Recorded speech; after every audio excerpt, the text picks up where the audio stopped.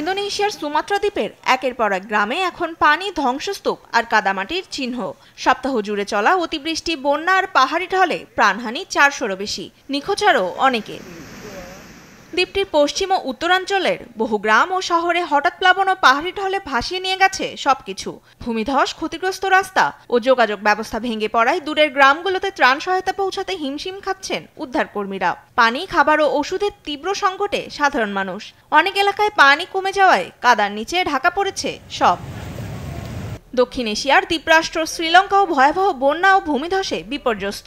ঘূর্ণিঝড় দিতোয়ার প্রভাবে সৃষ্ট তীব্র বর্ষণ ও পাহাড়ি ধসে মৃতের সংখ্যা কয়েকশো ছাড়িয়েছে। কলম্বো ও আশেপাশের নিচু এলাকাগুলো তলিয়ে যাওয়ায় বাস্তুচ্যুত প্রায় 1,48,000 মানুষ। দেশ জুড়ে জরুরি অবস্থা জারি করেছেন দেশটির প্রেসিডেন্ট অনুরা কুমার দিসানায়েকে। দেশটির ইতিহাসের সর্বোচ্চ বড় এবং চ্যালেঞ্জিং প্রাকৃতিক দুর্যোগের মধ্য দিয়ে যাচ্ছি আমরা।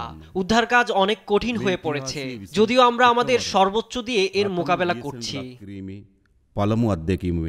উদ্ধার কাজে বিভিন্ন এলাকায় সেনা মোতায়েন করা হয়েছে। নৌবাহিনীর নৌকা ও ভারী যান ব্যবহার করে পানিবন্দী মানুষদের সরিয়ে নিচ্ছেন উদ্ধারকর্মীরা।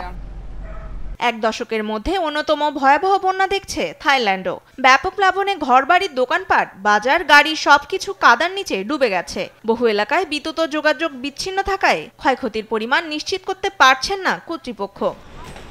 বিপর্যস্ত প্রতিবেশী মালয়েশিয়াও। প্রাণহানি কম হলেও ধ্বংসের পরিমাণ নজিরবিহীন। বন্যার পানি দেশটির উত্তরাঞ্চলীয় প্রদেশ পেরলিসের হাজারো বাসিন্দাকে বাস্তুচ্যুত হতে বাধ্য করেছে।